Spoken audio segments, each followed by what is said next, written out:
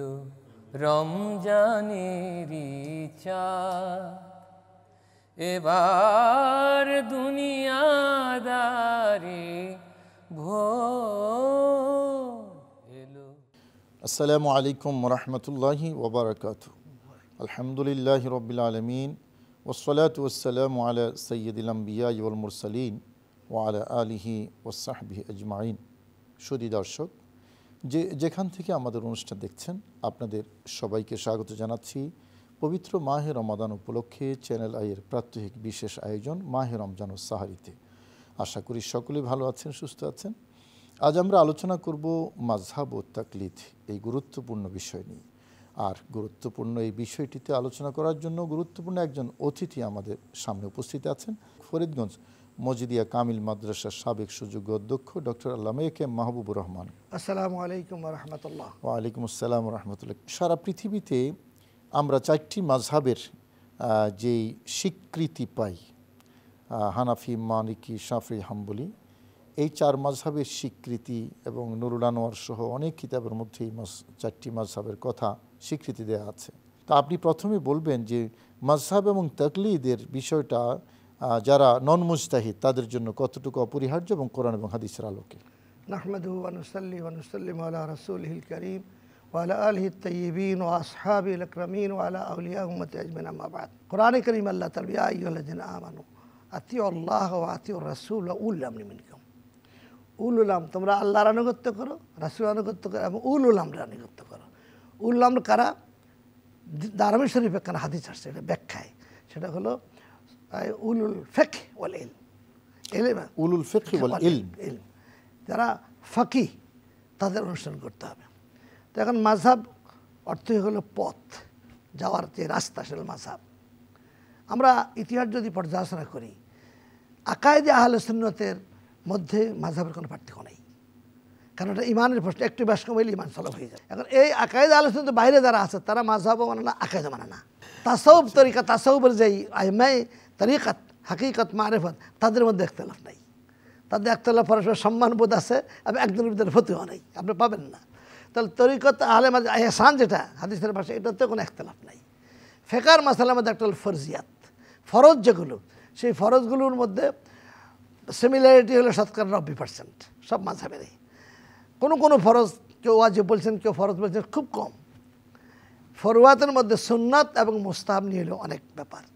তো এই জন্য আইম্মায়ে মুজতাহিদিন রাসূল পাক সাল্লাল্লাহু আলাইহি ওয়াসাল্লামের হাদিস আপনার অনেক পেয়েছেন। এই জন্য হাদিস পেয়েছেন, কিন্তু সেটা সুন্নাহ না। সুন্নাহ হলো ফকিহ মুজতাহিদ যেটাকে উম্মতের জন্য নির্ধারণ করেছে, এটা আমল করা হলো উম্মতের জন্য দরকার, এটা হলো সুন্নাহ। এই জন্য আমরা কোরআন সুন্নাহ, আলাইকুম বিসুন্নতি ওয়া সুন্নাতুল খুলাফায়ে রাশিদিন আল মাহদিয়িন, সেখানে হাদিস বলা নেই। তোমাদের জন্য আমার সুন্নাত, আল্লাহর হাবিবের ইরশাদ, আমার এবং খোলাফায়ে রাশিদিন সুন্নাত তোমরা ফলো করবে, সেই জন্য আহলে সুন্নাহ বলা হয়। আহলে সুন্নাহ বলা হয়। এখানে একটা জিনিস লক্ষণীয়, আপনি একই রাসূলুল্লাহ পাক সাল্লাল্লাহু আলাইহি ওয়াসাল্লামের সুন্নাহ জেনেছেন, প্র্যাকটিক্যাল সাহাবায়ে কেরাম, কিন্তু পাবলিক যখন জিজ্ঞাসা করছে তারা কি করেছেন, আপনি হিসাব দেখেন। মক্কাতে আব্দুল্লাহ ইবনে আব্বাসকে ফলো করছেন তারা, যে উনি ফতোয়াটা দিবেন, আমরা না, হেল্প নেবেন। একটা আপনার সাজারা সেখানে হয়েছে, যে একটা গাছ বৃক্ষ সেখানে হয়েছে, সব সাহাবারা পরামর্শ আব্দুল্লাহ ইবনে আব্বাস ফতোয়া দিবেন। মদিনাতে যায়েদ ইবনে সাবিত রাদিয়াল্লাহু তাআলা আনহু, তিনি যেই ফতোয়া সবাই বলতে ওনার কাছে যান, উনি যদি কোনটা বুঝতেন, তো একটা মানে মাযহাবের বেসটা ওখান থেকে হয়েছে। আর কুফাতে কি হয়েছে, হযরত আব্দুল্লাহ ইবনে মাসউদ এবং 195 জন সাহাবী সেখানে ছিলেন, তারা কেউ ফতোয়া দিতেন না। এই তিনটা ব্রাঞ্চে, ইসলামের যে মেইন ব্রাঞ্চে, 3 জন সাহাবীকে তারা মুরব্বী হিসেবে নিয়েছেন, উল্লাম হিসেবে নিয়েছেন। এবং ওনারাও যে মাসালা দিতে, সমকালীন মাসালা কিছু একটা পরামর্শ নিয়ে সেখানে ফয়সালা দিতেন। তাহলে মাযহাবের বেসটা ওখান থেকে শুরু। তাবিনের যুগে এসে লাখ লাখ তাবিন, সেখানে এলাকা, সেই আজারবাইজান থেকে মরক্কো পর্যন্ত ইসলামিক স্টেট, সেই এলাকার কৃষ্টি কালচার, সেই এলাকার আচরণ, সেই এলাকার সব কিছু মিলে জুলে ওই এলাকার যিনি হাদি ছিলেন, তিনি আপনার মৌলিক বিষয়তে ইখতিলাফ নেই, ফরওয়াতের বিষয়ে বা শাখা প্রশাখায় তিনি ফয়সালা দিয়েছেন। এবং তাদের এই ফয়সালাটাও হাদিস, রাসূলুল্লাহ সাল্লাল্লাহু আলাইহি ওয়াসাল্লাম কওল, ফেল, তাকরির, এই তিনটা হাদিস। সাহাবায়ে কেরামের কওল, কথা, কাজ, অনুমোদন হাদিস।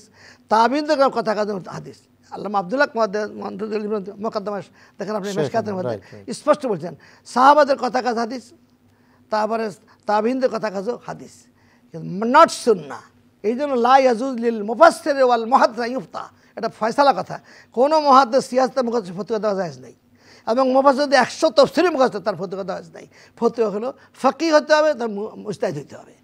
তো এই জন্য আজকে আমাদের সমাজে এই বিভ্রান্তিটা হচ্ছে এখানেই, যে ইমাম আজম রহমতুল্লাহ আলাইহি সম্পর্কে মন্তব্য হচ্ছে ওই লোক যে কৃষি কাজ করে, সৌদি আরবে আপনার আলু বিক্রি করছে, সে একটা জামা গায়ে দিয়েছে, আবু আমরাকে মানে না, লা হাওলা ওয়ালা কুওয়াতা ইল্লা বিল্লাহ। এই যে বেয়াদবি শুরু হয়েছে, সারা দুনিয়ার লক্ষ লক্ষ আলেমরা এই 4 জনের আপনার মতকে মেনে নিয়েছেন। ইমাম আজম রহমতুল্লাহ আলাইহি কোনো হানাফি মাযহাবের নাম দিয়ে যান নাই, উনি মাসালা 93,000 মাসালা, কেউ বলছে আরও বেশি ফয়সালা দিয়েছেন 40 জনের বোর্ড মিলে, একা না বোর্ড মিলাইয়া, এবং এই 40 জনের ভরণ পোষণ খাওয়া দাওয়া এভরিথিং ব্যবস্থা তিনি করেছেন, এটা বোর্ড। তারপর সে ইমাম আজম রহমতুল্লাহ আলাইয়ের সেই ফয়সালাগুলো যারা মেনে নিয়েছেন চলতেছেন, এরা হানাফি। ইমাম শাফি রহমতুল্লাহ যখন খলিফা হারুন রশিদের যুগে ইমাম শাফি রহমতুল্লাহ আলাই যখন আপনার আসলেন, তখন নতুন নতুন প্রবলেম উদ্যম হয়েছে, মৌলিক বিষয়ে কোনো একতলাফ ছিল না। এবং উনি ছিলেন ইমাম মোহাম্মদ সাইবানি রহমতুল্লাহ আলের ছাত্র, ইমাম সাইবানি হল ইমাম ছাত্র, মানে নাতি ছাত্র হল ইমাম শাফি রহমতুল্লাহ আলাই। এজন্য বেশি মৌলিক পার্থক্য পাবেন না। ইমাম মালিক রহমতুল্লাহ আলাই দারুল হিজরা, যেই মদিনা শরীফের বেস্ট ওনার ছিল, তিনি ইমাম আজমের সমসাময়িক ছিলেন। আপনার ইমাম আজম রহমতুল্লাহ আলাই যে ফতোয়াগুলি দিচ্ছেন, ওনার কাছে যেগুলি খবর গেছে, উনি দেখছেন যে ওনার মাসলাতে মিলে না, কিন্তু উনি ফতুয়া দেন না যে ইমাম আজম ভুল করছে, এটা বলেন না। কিন্তু ইভেন কি ইমাম আজমের যেই রসুল পাক সাল্লামের প্রেম ভক্তি ছিল মদিনা শরীফের প্রতি, ওনার ইতিহাসে পাওয়া যায় উনি মদিনা শরীফের বাইরে জুতা রেখে ঢুকছেন। বলা হয়ে থাকে যে কোরআন এবং হাদিসের মধ্যে মাযহাব মানার কোনো ইশারা ইঙ্গিত নাই। কোরআন হাদিসের দৃষ্টিতে আপনার মাযহাব তো আপনার দেখেন, হযরত মুআয ইবনে জাবাল রাদিয়াল্লাহু তাআলা আনহু জাস্টিস ছিলেন, ওনাকে ইয়ামানের গভর্নর যখন রসুল পাক প্রেরণ করেন, তখন বললেন যে কোরআন যদি পাও রায় দিবা, কোরআন না পাইলে কী করবা, সুন্নাত থেকে দেবা, সুন্নাত না পাইলে আজতাহে দেবে রায়।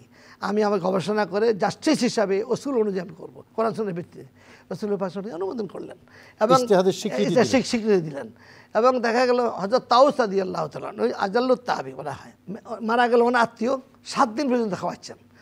একজন তাবি আসে বলতেছে, এই এটা কোথায় পাইছো, এই যে খাওয়াইতেছো মৃত্যুর পরে খানা 7 দিন পর্যন্ত খাওয়াইতেছে। দেখো আমি আমার সচক্ষে সাহাবা একরাম দেখেছি এই কাজটা করতে।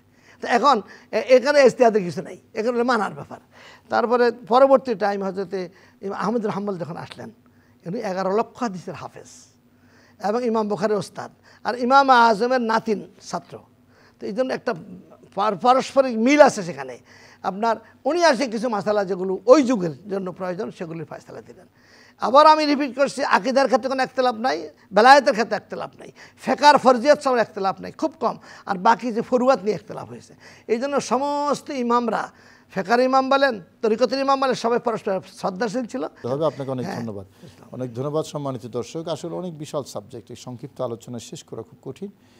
যে বিষয়টি সেটা হলো যারা মুজতাহিদ নয়, মুজতাহিদের দরজা অনেক উপরে, মুজতাহিদ নয় যারা, তাদের জন্য মাযহাব মান্য করা এটা অপরিহার্য, ওয়াজিব বলা হয়েছে। কারণ মাযহাব মানা ছাড়া ইসলামী শরীয়ত মান্য করা এটা অসম্ভব।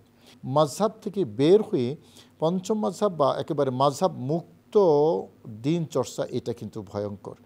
আল্লাহ সবাইকে হেদায়েত নসিব করুন, আমিন। এই প্রত্যাশায় আজকের পর্ব এখানে শেষ করছি। আসসালামু আলাইকুম ওয়া রাহমাতুল্লাহি ওয়া বারাকাতুহু। তুমি তো শাহে মদিনা, তোমাকে সালাম বারে বারে।